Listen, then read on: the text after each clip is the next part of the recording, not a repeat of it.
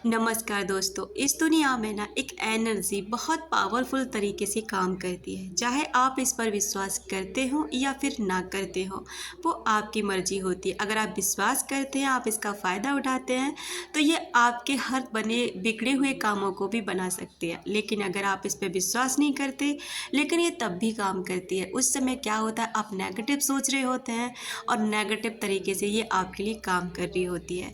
चाहे तो किसी को याद दिलाने से लेकर अपने संबंध सुधारने तक, कोई जॉब पाने से लेकर के कोई एग्ज़ाम क्लियर करने तक और कुछ भी चीज़ें मैनिफेस्ट करने तक, ये सभी चीज़ में ना आपका साथ निभाती है। बस आपको करना क्या है, आपको अपने विचारों को एक पॉजिटिव वे में लेकर जाना होता है। यानी कि जो आप सोच रहे होते हैं ना, उस सोच को सिर्फ आपको बदलना होता है। मान लीजिए आप किसी व्यक्ति को अपनी याद दिलाना चाहते हैं। अब आप ये सोचिए कि आप उस व्यक्ति को कैसे याद कर रहे हैं, आपके अंदर उस व्यक्ति के प्रति क्या चल रहा है। आप नेगेटिव होकर याद करते हैं, तड़प कर याद करते हैं, रो कर याद करते हैं, या फिर किसी और तरह से आप उनको याद करते हैं। अब ये एनर्जी वहाँ जा रही है और वहीं से लौट कर ये एनर्जी आप तक आ रही है। तो आप और भी ज़्यादा नेगेटिव हैं और भी ज़्यादा परेशान हैं, क्योंकि आप जो एनर्जी बाहर भेज रहे हैं वही आप तक लौट के आ रही है। अब आपको क्या करना है कि अपनी एनर्जी को ना चेंज करना है। अगर आप ये चाहते हैं कि जैसे आपका एग्ज़ाम क्लियर हो जाए, तो आपको ना बस एक पॉजिटिव थॉट्स अपने माइंड में हर समय रखनी है कि आप इस एग्ज़ाम को ज़रूर क्लियर कर लेंगे।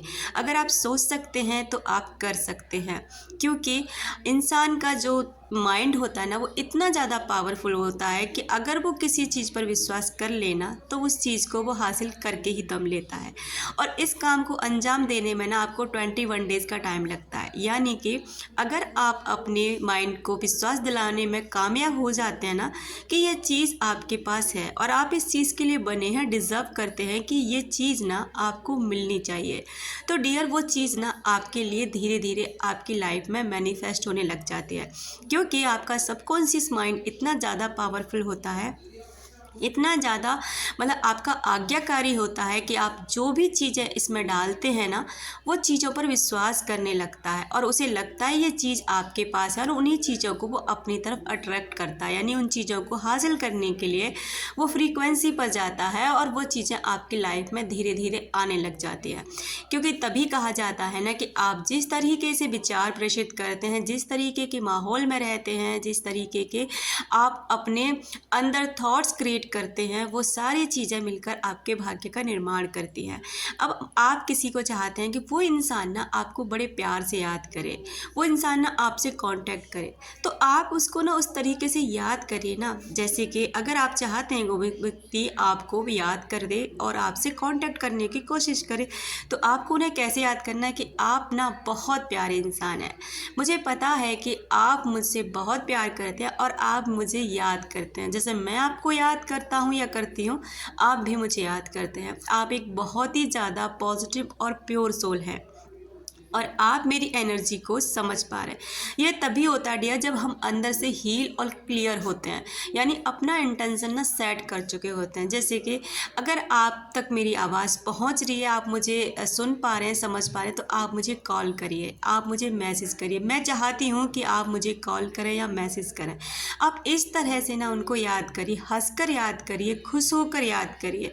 जब भी आपको उनकी याद आए ना, तो रोना नहीं है, तड़पना नहीं है, परेशान नहीं होना, बस एकदम हंस के, खुश होकर और मुस्करा के उन्हें याद करना है।